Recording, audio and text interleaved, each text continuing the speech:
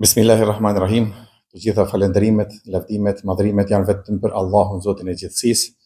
Salavatet dhe selamet mbi Muhammed Mustafan sallallahu alaihi wasallam në ditën e bukur të xumas së datës 20 qershor 2025 apo 24 Dhulhijja 1446 Hijri.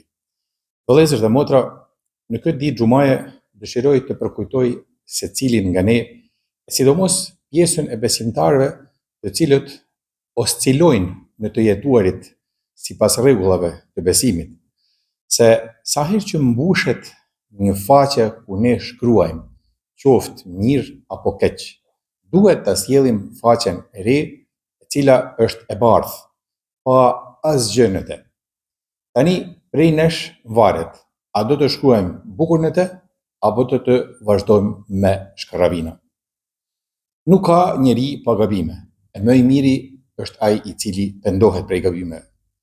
Nuk besoj që të ketë prej mesit ton të atill që nuk kanë dëgjuar për shpërblimin e Nobelit për paqe, e cila i jepet gjithë atyre të cilët kanë kontribuar për paqe në botë, apo jo.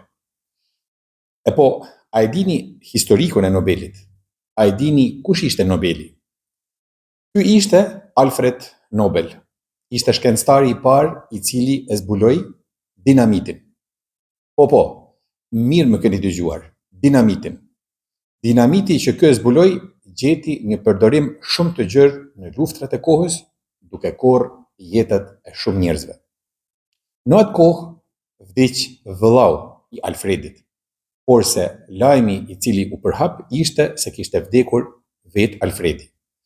Gazetat ditore aso kohe zbardhen me tituj bombastik: vdiq tregtari i vdekjes, vdiq përfituesi i milionave nga vdekja e miliona njerëzve. Dhe kjo gjë i shkaktoi Alfredit një dëshpërim dhe një depresion shumë të madh, saqë u pendua për këtë shpikje që kishte bërë. Deri këtu i lindi ideja e çmimit Nobel për paqe, me të cilin deshi që të solidarizohej me të gjithë jetët e njerëzve të marra nga shpikja e tij, edhe pse ai nuk e kishte shpikur atë për këtë qëllim. Dhe ja arriti. Alfred Nobel vdiq, por emri i tij mbetet i lidhur për diçka të mirë, për paqen. Sot e kësaj dite, sa herë që përmendet çmimi Nobel, na shkon mendja tek paqja. Pse e përmenda pikërisht sot këtë rast? Sepse sot është xumaja e fundit e këtij viti Hijri 1446 dhe së shpejti po fillojmë një vit të ri.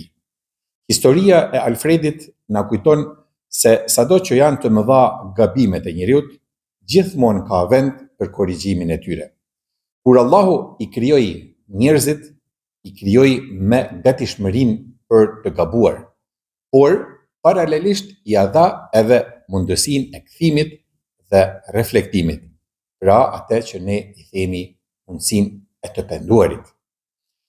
S'ka asgjë që nuk mund të korrigjohet, nëse njeriu vendos për të, duke vazhduar me vepra të mira. Në surën Hud, ajeti 114, Allahu xhaleshanuhu thot: veprat e mira i shlyejnë të këqijat. Historia e Alfred Nobel është një rrezë shprese për çdo njeri të zhytur në mëkate. Ajo është rrezë shprese për secilin i cili dëshiron që të dalë nga gremina të keqes dhe të ecë pa këtë gjunahe në ditët e mbetura të jetës.